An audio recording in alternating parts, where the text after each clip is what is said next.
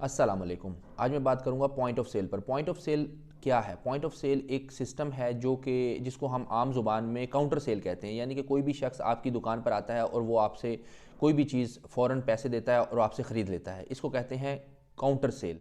FBR की ज़ुबान में आप पॉइंट ऑफ सेल कह सकते हैं कि यहाँ से आप अपनी चीज़ें बेचते हैं। तो FBR चाहता है कि आप अपनी शॉप पर अपने काउंटर पे एक कंप्यूटर सिस्टम रखें, जहाँ पर आप जब भी कोई काउंटर सेल करें तो उसकी रिकॉर्डिंग FBR के पास फौरी तौर पे चली जाए और FBR एक नंबर जनरेट करे और वो आपकी इनवाइस के ऊपर प्रिंट होकर आए, जिससे ये पता लग जाए कि आपने ये सेल कर दी है और इसके अगेंस्ट आपने सेल टैक्स वसूल कर लिया है जो आपने FBR को जमा करवाना है।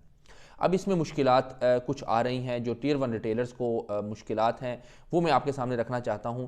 और मैं समझता हूं कि FBR का ये सिस्टम बहुत अच्छा है, ये पूरे पाकिस्तान में इम्प्लीमेंट होना चाहिए। लेकिन एट द मोमेंट जिस तरीके से इसको इम्प्लीमेंट किया जा रहा है, अगर इसी तरीके से इम्प्लीमेंट किया गया तो मुझे लगता है कि ये प्रोजेक्ट बहुत सारी मुश्किलात का शिकार होगा और इतनी सक्सेस हासिल नहीं कर पाएगा जो इसको करनी चाहिए।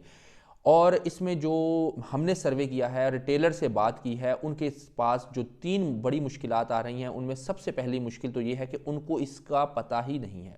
यानी कि जो इंडिविजुअल रिटेलर्स हैं, जो एक दुकान चला रहे हैं किसी भी छोटे बड़े शहर में, उनकी जो मालूमात है, उनका जो इल्म है वो बहुत कमज़ोर है। उनको नहीं पता कि पॉइंट ऑफ सेल होती क्या है, इसके लिए कंप्यूटर सिस्टम का क्या इस्तेमाल है और हमने इसको किस तरह जो है FBR के साथ इंटीग्रेट करना है।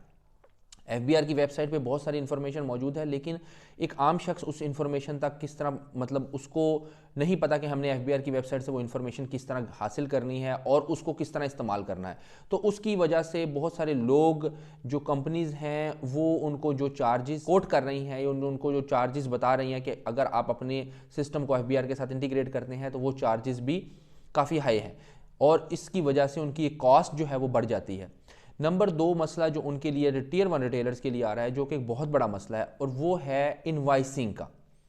टियर 1 रिटेलर जो इंटीग्रेट हो चुके हैं वो ये कहते हैं कि आप हमें ये बताएं कि हमारे पास जो ग्रॉसरी के, फॉर एग्जांपल एक टियर 1 रिटेलर है, वो ग्रॉसरी शॉप रन कर रहा है, वो कहता है कि अगर मेरे पास ग्रॉसरी के 80% आइटम ब्रांड्स के हैं, जो ब्रांड्स हमारे प्रोडक्ट के ऊपर प्राइस प्रिंट करते हैं और ऑलरेडी GST डिडक्ट करते हैं, वो हमें इनवाइसिंग नहीं दे रहे। उनमें से कुछ ब्रांड्स हैं जो इनवाइसिंग दे रहे हैं, लेकिन मेजॉरिटी ब्रांड्स जो कि डिस्ट्रीब्यूटर के जरिए हमें माल सप्लाई करते हैं, वो हमें इनवाइसिंग नहीं दे रहे। यानी कि हमें इनपुट नहीं मिल रहा है। जब हमें इनपुट नहीं मिलेगा तो हम आउटपुट कैसे निकालेंगे और हम अपनी जेब से वो चीज़ कैसे पे कर सकते हैं जो कि हम अफोर्ड नहीं कर सकते। फॉर एग्जांपल, एक बिस्किट का पैकेट अगर 100 रुपये का है और उसके ऊपर टैक्स ऑलरेडी डिडक्टेड है, लेकिन अगर रिटेलर को इनपुट नहीं मिलेगा तो वो उसके ऊपर सेल आउटपुट की कैसे डालेगा?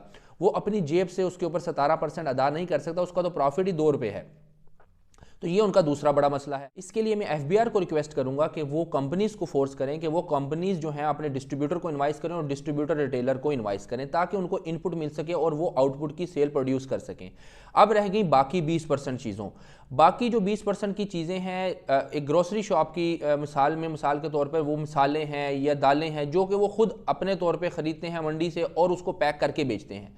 अब अगर एक दाल 100 रुपये किलो उनकी दुकान से बिक रही है, आप उनको इंटीग्रेट कर देते हैं और उनको उसका इनपुट टैक्स तो कहीं से मिल नहीं रहा। अगर वो 17% उसके ऊपर टैक्स लगाते हैं या 5% या 2% या जो भी उस प्रोडक्ट पे टैक्स है, और वो चीज़ 105, 10 या 17 की वो बेचते हैं और मार्केट में जो नॉन इंटीग्रेटेड रिटेलर्स हैं वो उसको 100 में बेच रहे हैं, तो एक रिटेलर जो इंटीग्रेट है वो महंगा हो जाएगा। मैं ये समझने से कासिर हूँ कि हम FBR से इंटीग्रेट करने वाले रिटेलर को सपोर्ट करना चाहते हैं, उसको प्रमोट करना चाहते हैं या उसको डिस्करेज करना चाहते हैं, उसको मार्केट से महंगा करना चाहते हैं। हमारी सोच क्या है? अगर तो हम उसको महंगा कर देंगे तो उसका सर्वाइवल मुमकिन नहीं रहेगा और अल्टीमेटली वो इस सिस्टम से भागने की कोशिश करेगा और कोई ना कोई रास्ता अख्तियार करेगा, सही या गलत, इससे अपने आप को बचाने का।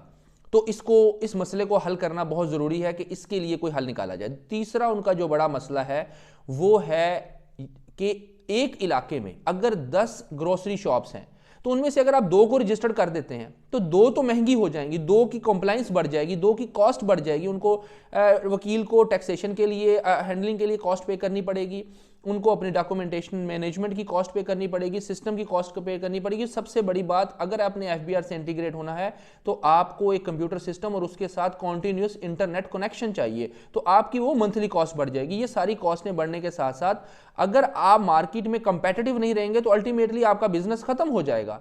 तो क्या हम चाहते हैं कि जिन लोगों को हमने इंटीग्रेट किया है उनका बिजनेस खत्म हो जाए? नहीं। तो इसका सॉल्यूशन क्या है? इसके लिए मेरे पास एक सॉल्यूशन है जो मैं सजेस्ट करना चाहता हूं, और वो ये है कि एफबीआर को चाहिए कि वो हर इलाके में जहां पर उनका फॉर्मेशन यूनिट है, वो उस इलाके में जब किसी भी सेक्टर को, किसी कैटेगरी को पॉज के साथ इंटीग्रेट करना चाहता है, तो उस सेक्टर के तमाम जो डीलर्स हैं या तमाम जो शॉपकीपर्स हैं, रिटेलर्स हैं, उनको उनकी लिस्ट बनाए, और उस लिस्ट को बनाने के बाद उन लोगों के साथ मीटिंग करे और उन सबको एक ही टाइम पर पॉज के साथ इंटीग्रेट करे। इसके साथ उन सब की कॉम्प्लायंस या कॉस्ट लेवल एक साथ बढ़ेगा, उन सब का सर्वाइवल मुमकिन होगा। ऐसा नहीं हो सकता कि आप 2 शॉप्स को महंगा कर दें और उनको और बाकी 8 को सस्ता कर दें।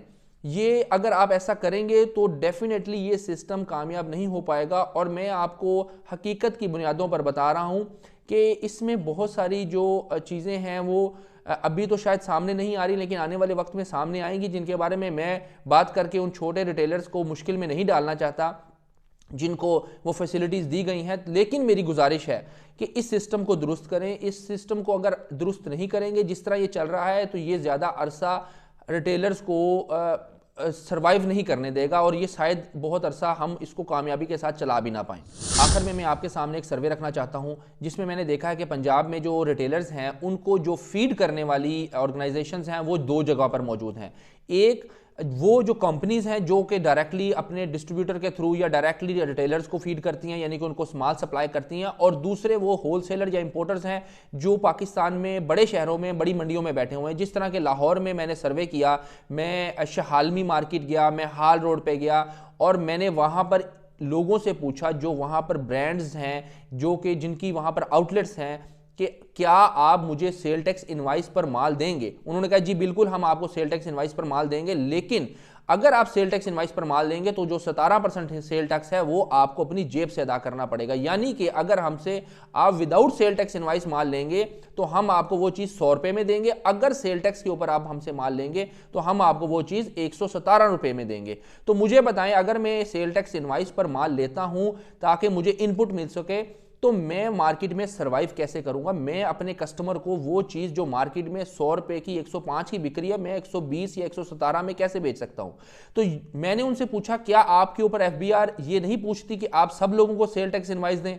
तो उनकी एक कॉमन राय जो हमें मिली, उन्होंने कहा कि हमारा यहाँ पर एक यूनियन सिस्टम है, हम इतने स्ट्रांग हैं कि जब भी कोई ऐसा मसला आता है तो हम उसको फेस कर लेते हैं।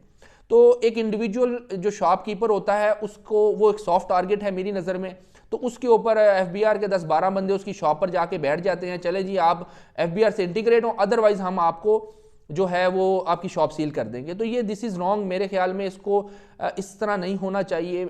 ये बात बहुत अहम है। अगर आप सप्लायर एक दरिया की तरह है और रिटेलर्स छोटी छोटी नहरें हैं, आप उन नहरों के ऊपर जो है ना फिल्टर लगाना चाहते हैं, मैं ये रिक्वेस्ट करूंगा एफबीआर को कि दरिया के ऊपर फिल्टर लगा दे, वहां से निकलने वाली हर चीज सेल टैक्स डिडक्टेड हो, और उन नहरों को ये परेशानी ना हो कि हमने कोई बहुत हैवी कंप्लाइंस करनी है।